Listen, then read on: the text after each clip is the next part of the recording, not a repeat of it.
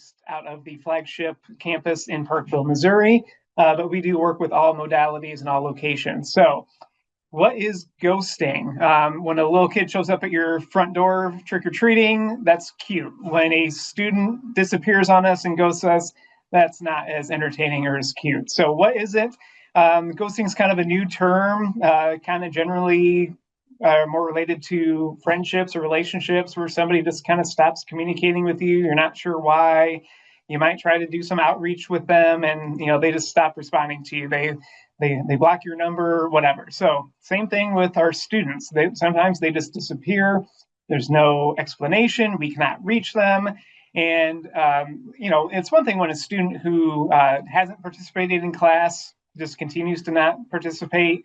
The real mystery are centered around the students who seem to be engaged and then they just kind of stop participating in class and they don't respond to your outreach. So I think a big part of why students ghost us is because of who our park students are. And so I'm going to go over some information. Unfortunately, I checked with Paul, our VP of enrollment this morning to see if we had any fresh off the presses numbers for 25-26. Unfortunately, he did not have that information yet. So these are still based on fall 24 numbers. But park students obviously are very much non-traditional. Our average age for undergrad students is 29. For graduate students, it's 34. Many students have military affiliation. Either they're serving, they're veterans, their spouse serves. Of course, especially on the Parkville home campus, we have a lot of international students, which can play a role in how students kind of disappear on us or, not participating in what we might expect from a college student. And then, of course, we have campus and online students, and many of our campus students end up having to take online classes. So even if you're an online adjunct, you very well may have some campus students in your classes. About 81.2% of our park students are undergrad, and 18.8% are graduate students. The breakdown is kind of interesting. We typically think of traditional college students of coming and taking a 15-hour course load, and they're consistent in signing up for classes every term. That's not necessarily the case at Park, especially if you look at those graduate numbers. Only 16% of our graduate students are full-time students. For undergrad, it's about a 50-50 split. So that's definitely something to keep in mind. I mentioned the military affiliated students. Approximately 45% of all Park students have an affiliation with the military. Again, that could be they're currently serving, they're veterans, their spouse serves. So again, definitely something to keep in mind when we consider what happens to our students and why they may stop communicating with us or participating in classes. I mentioned the international students. Again, these are based on last year's numbers. We don't have this year's numbers quite yet, but on the Parkville home campus, we had 508 international students represented by 70 different countries. So that's a lot of different cultural norms and, students trying to get acclimated to not just the United States, but then academic culture, specifically park culture. So all those certainly play a role in student success and whether or not they maintain their presence in a class. A little bit of breakdown based on modalities. Now, this is based on credit hours. Nearly 3/4 of all credit hours for fall 2024 were online classes. Parkville, about 18%. And then you can see Gerber and then the campus centers, have a much smaller percentage of representation. Now, especially for those online classes, a contributing factor in students who disappear on us or who stop engaging, very likely based around the accelerated nature of the program. These are 8-week courses, so if you miss a week or certainly 2 weeks and you fall behind, it is going to be really, really tough to get caught up. Those courses, even if you stay engaged, are very challenging. It's the same material, same learning objectives, many of the same assignments in half the time. I've met with students who are in the online program and they're kind of faced with a conundrum. If they take 2 classes, they wake up in the morning, they get ready for work, they take their kids to school, they put in a full day's work, they come home, they prepare dinner for their kids, they make sure their kids are doing homework, and then they sit down to do homework and they might spend 2 or 3 hours a night on their own homework if they're taking 2 classes. The alternative is to scale it back in terms of volume and only take 1 class, which is still time consuming and challenging, but now they're really drawing out the length of time that they're in the program. So it's a double-edged sword for our students, especially in the online program, to figure out, what the best method is. Do I double up classes to try to get through the program sooner, or do I do it one at a time, which might make it easier from a time perspective, but it just draws out the length of time that they're in the program. Other factors, I mentioned employment. Most of our students are probably employed part-time or full-time. Many of them have families. Obviously, there's always a time management struggle. That's true for traditional campus students or non-traditional learners. Motivation can be a challenge. I've been communicating with a couple students this week who, they just can't wrap their minds around why in an international business class they have to wonder how poverty plays a role in that, or in a political science class, they're really struggling to understand how any of the current events in political science or government relate to their accounting degree. Students will always try to find a way of, bemoaning what they have to learn or why they're learning it. And they just, they want to come in and make sure their education is, specific to what they're trying to do long term. And they sometimes struggle with those elective courses or other classes that, they're quote unquote being forced to take. So motivation can sometimes play a factor in it. I've certainly heard plenty of tech issues from our students. They can't log into Canvas, or they don't have proper credentials to log into something. Especially since we moved to first day access for undergrad students with textbooks. We still hear occasionally about some tech issues, about students unable to access the course materials. That's always a challenge. And then, of course, we have students, whether they're on campus or online, who just end up feeling isolated. And as soon as they start to feel isolated and become withdrawn from the class, it's hard to get them back in, no matter how many efforts we make or who tries to reach out to them. So why does all this matter? I mentioned earlier, our students are typically non-traditional. It's not an 18 to 22-year-old come to campus, 15 credit hours each semester, and you have all the resources available to you on campus, and you can walk to the support services that you need. This all plays a role in students who struggle, who feel isolated, and who ultimately end up ghosting us.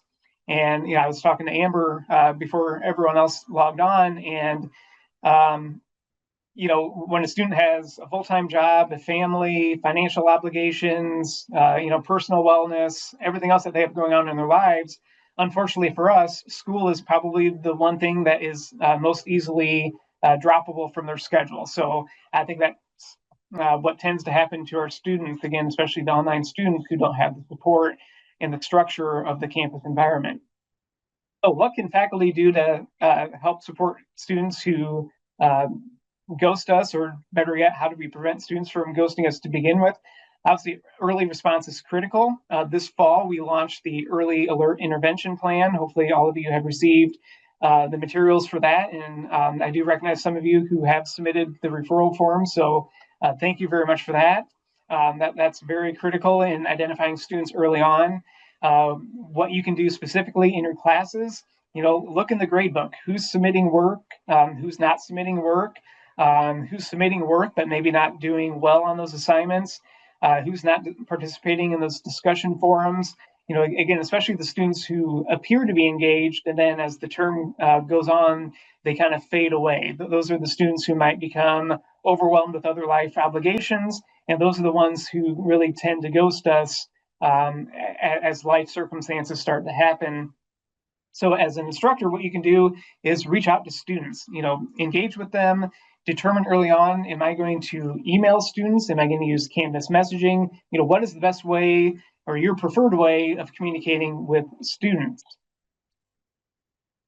Very early on in the class, I recommend communicating with all students, whether that's a welcome email, reaching out to them individually, doesn't really matter, just build that connection.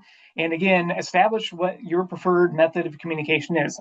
I could talk to 3 different instructors and I might get 2 or 3 different responses. Some might say, I'm not good about checking my email, so use Canvas messaging, because when I log into Canvas, I see the messages right there. Others are like, no, I check my email 24 hours a day and it's tied to my phone and I'll see the messages pop right up. So I want students to email me. However, your preferred method is, let the students know and establish that early communication with them, because what ends up happening, first of all, you stay connected to the students.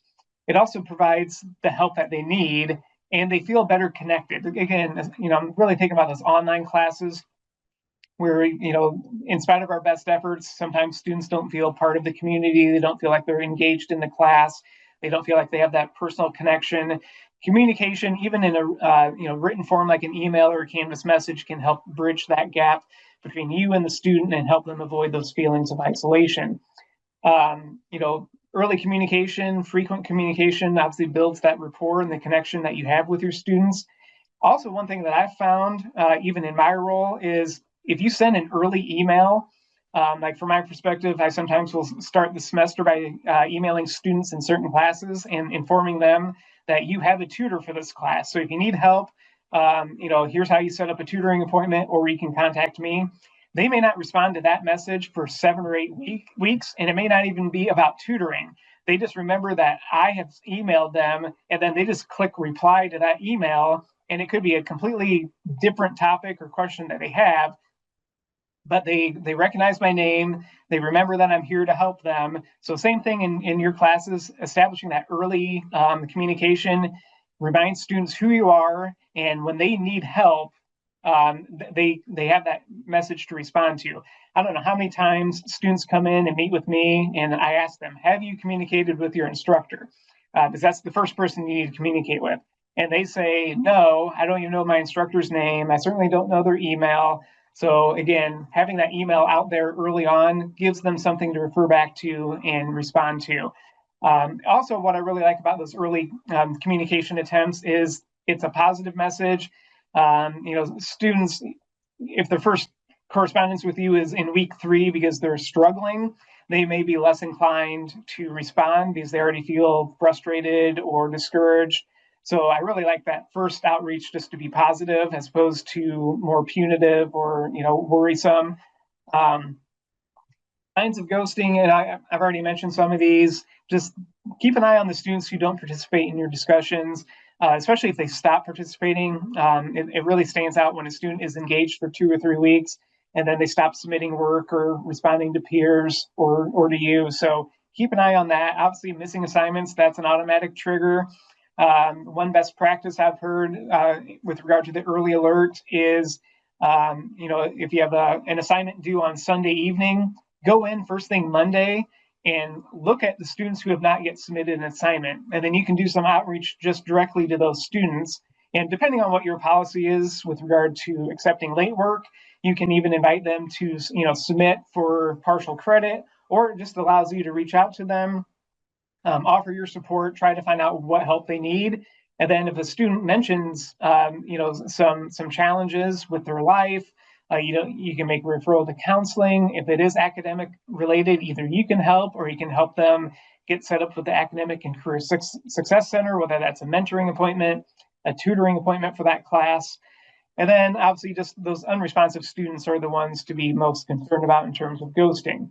Now, what happens when you as an instructor have exhausted all of your efforts? You've emailed the student each week, you've offered to accept late work that's missing, and the student either just does not respond to you, or they respond, but you don't really see the progress in the class.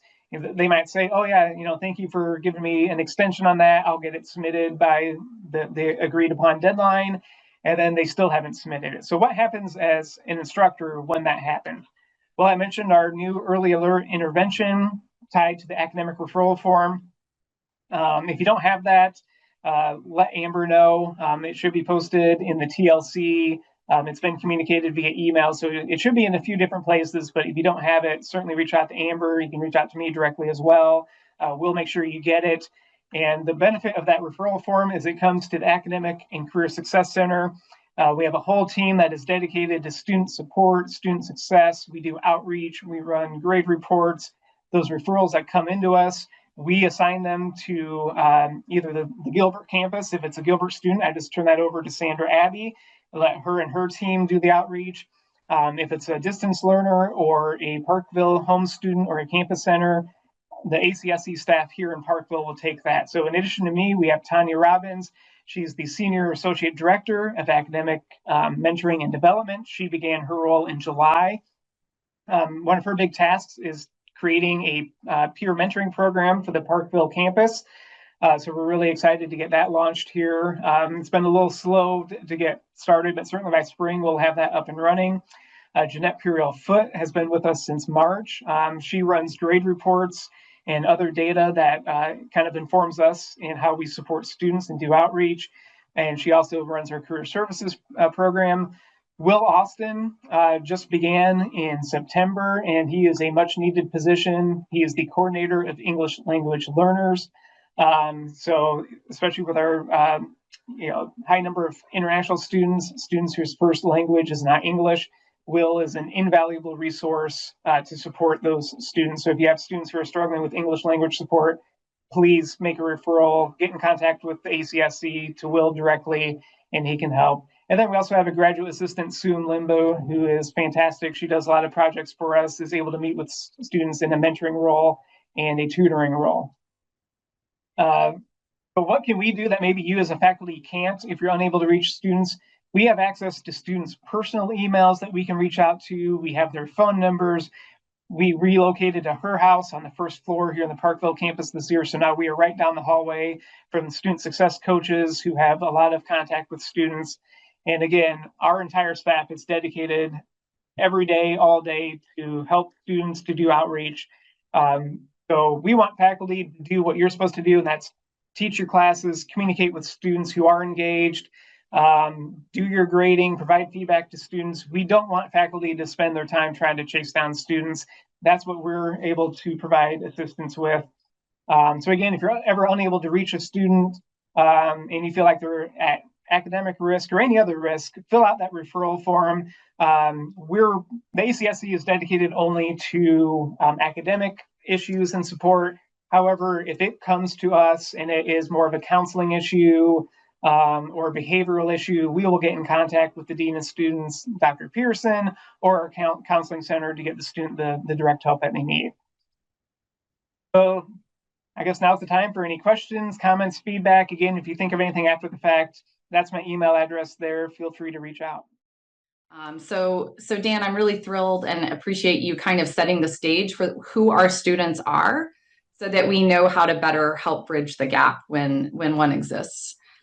I know we're at time. I want to be respectful of everyone's time. More than anything, I just want you to know we are so lucky to have Dan and Molly and the work of their team and their offices. And we want you to know that there are resources out there to support your students and to support you if you are experiencing this with your students. That referral form is fantastic. So you don't have to do all of the sleuthing yourself to figure out how to re-engage your students. This whole group and team is here to support you guys and support your learners. Dan, any final thoughts? And then we'll wrap up. Just a couple more things.